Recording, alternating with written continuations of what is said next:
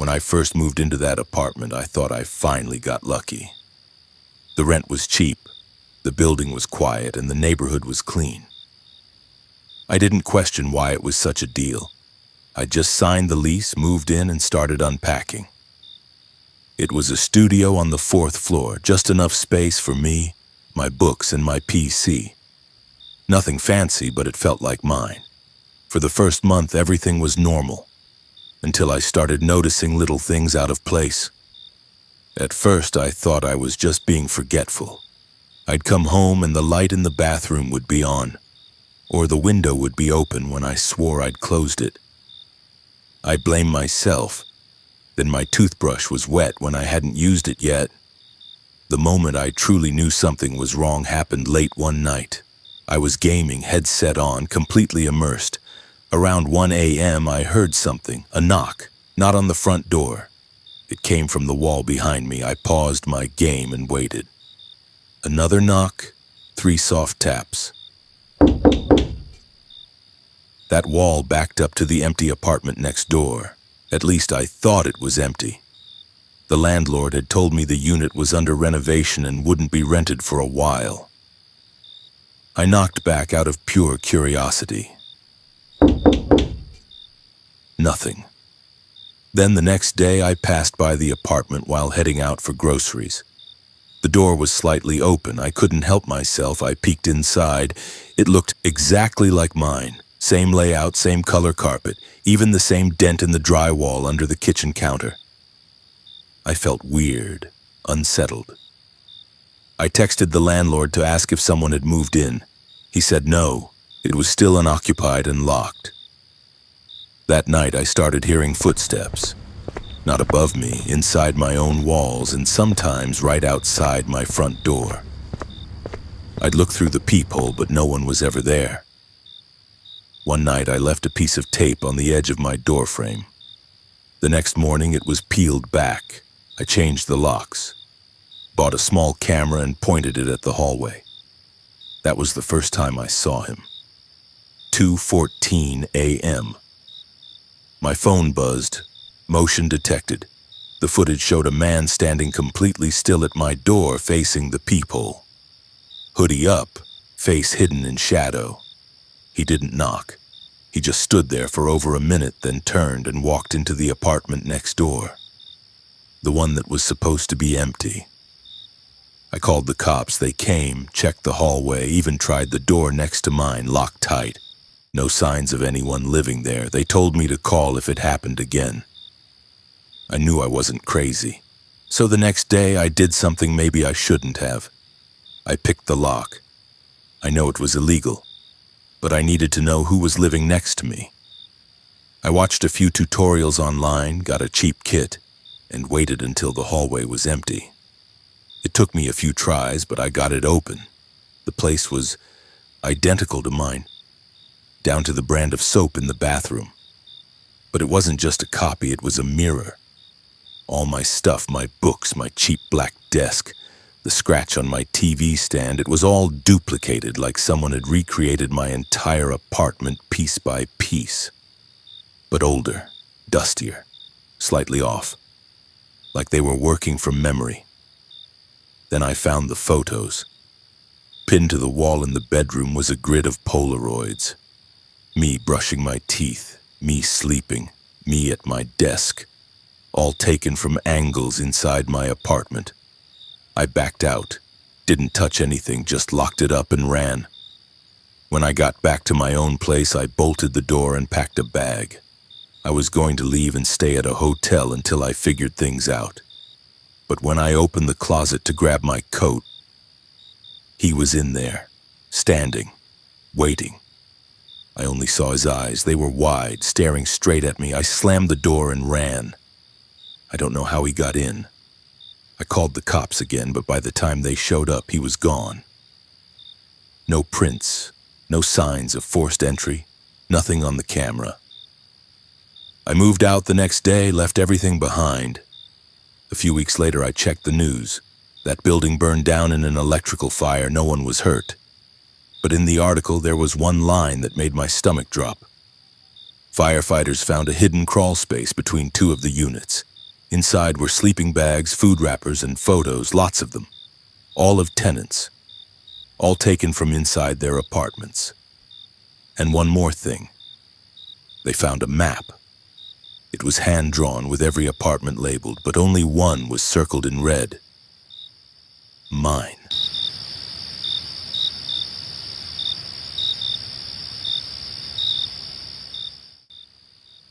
I used to think stalkers only targeted celebrities or girls who posted too much online.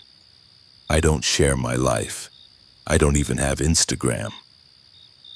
I'm a 26-year-old guy who works night shifts at a distribution center, lives in a quiet apartment, and keeps to myself. This happened last winter, and even now I don't fully understand how deep it went.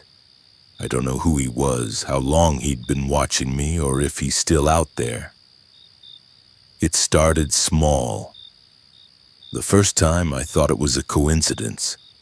I got home at 3:30 in the morning after a 12-hour shift, freezing, tired, starving. As I unlocked my door, I noticed something sitting on the floor of my porch, a single cup of gas station coffee. No note, no one around. I figured maybe it was a DoorDash delivery dropped at the wrong place. I left it there. Next night it was there again. This time it was fresh, still warm, steam rising. That's when I got uneasy.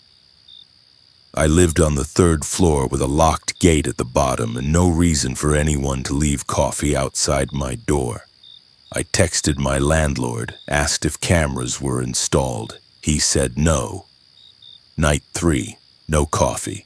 Instead, there was a single Polaroid photo. It was of me, sleeping in my bed. I know what my room looks like. The blankets, the posters on the wall, the cheap lamp I leave on, same angle I'd see from the foot of the bed. That's when panic set in. I didn't sleep. I checked every window, every closet. The door was locked. No sign of a break-in. I filed a police report, but they barely took it seriously. They said unless there was a threat or trespass, they couldn't do much.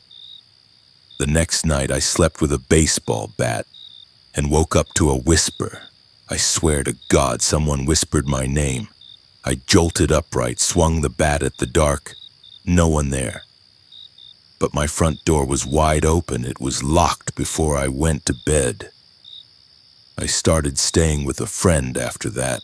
I felt safer. I even took a few days off work to clear my head. He had a spare room and the building had a security guard. 4 days passed with nothing. Then one night I got a text from an unknown number. I miss watching you sleep. I didn't respond. I showed it to my friend. He told me not to go home, not even to get stuff. We both thought maybe it was someone I knew, someone from work or something. So we set up a plan. He had an extra security camera. We decided to go back to my place during the day and set it up, just in case the guy came back. We installed it pointing right at the front door. It was motion activated, would alert my phone if anything moved. I didn't sleep at the apartment that night. At 2:17 a.m. my phone buzzed, motion detected. I opened the app. The footage was grainy, black and white, but clear enough. A man was standing in front of my door. Thin, tall, hoodie pulled low over his face. He was holding something. He pressed his face against the peephole for nearly 30 seconds, then placed something on the ground and walked away without a sound. We rushed over first thing in the morning. The object? A plastic Ziploc bag. Inside was a clump of my hair and a USB flash drive. My stomach dropped. We didn't open it right away. We called the cops again, who finally started taking it seriously after they saw the video. They took the flash drive in for evidence, but we never heard back about it. The visit stopped after that. No more coffee, no photos, no whispering. I moved 2 months later, changed numbers, got a new job on the other side of town.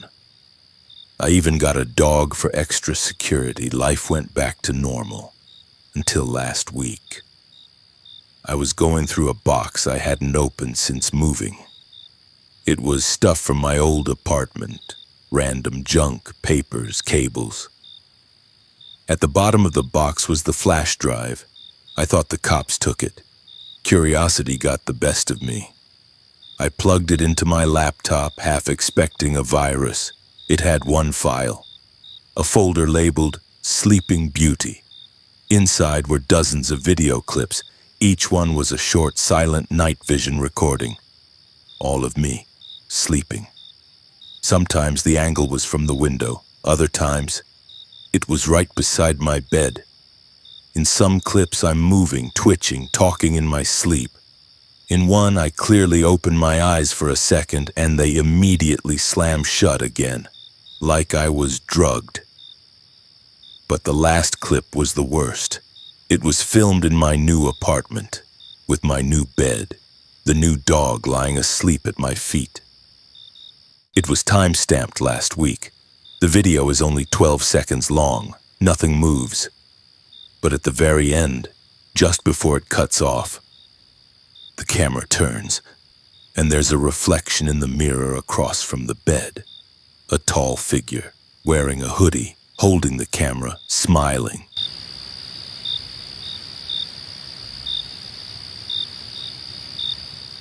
Last fall, I decided to take a week off from work and unplug. No emails, no texts.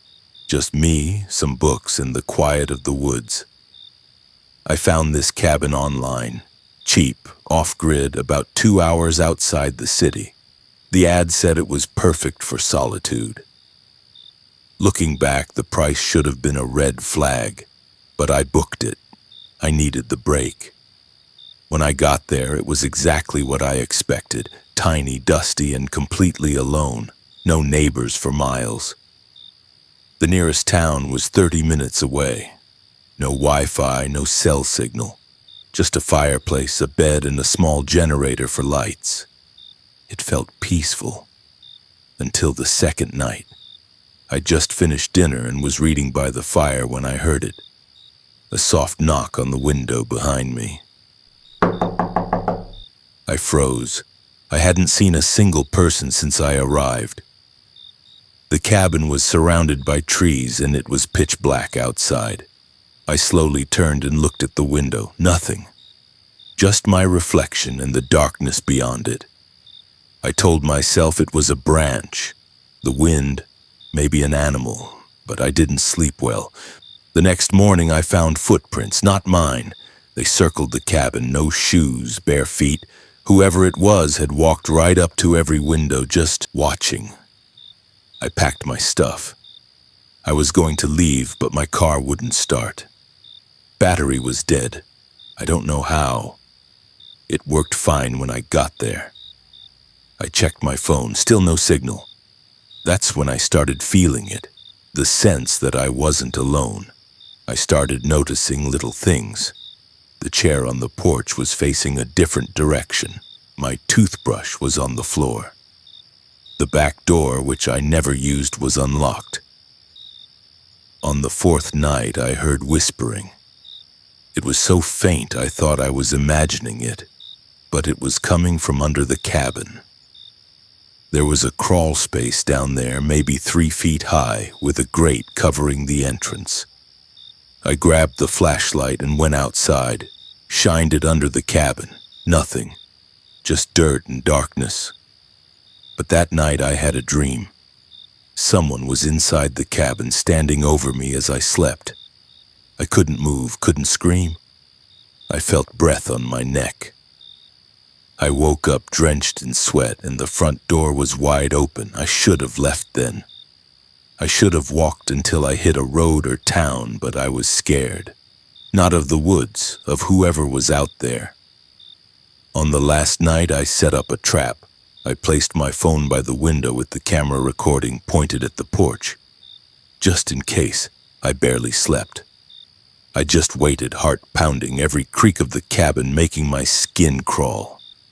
At 3:17 a.m., I heard it again. Not on the window this time, on the wall next to my bed. No footsteps, no voices, just slow, rhythmic tapping. I stayed completely still, didn't move. Eventually it stopped. In the morning, I checked the footage. For the first 2 hours, nothing, just the porch. But at 2:43 a.m., a man stepped into frame. Tall, thin, dirty hoodie, no shoes. He stood perfectly still for nearly 10 minutes, then walked to the window and stared directly into the camera, like he knew it was there. But that wasn't the worst part. He pulled out a key, unlocked the front door, walked inside, and never came out. The video ended after that, but I was still alive. I was still there. So where did he go? I tore that cabin apart looking for him.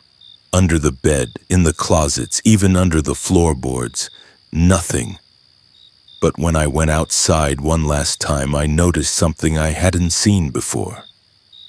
Scratches all around the cabin, on the trees, on the walls, even on the inside of the windows. Words over and over. I live here now. I left everything behind and ran until I found a gas station. Called the cops, showed them the video. They went out there, searched the cabin, found no one. But under the crawl space, they found a mattress, a pile of clothes, and dozens of empty food wrappers.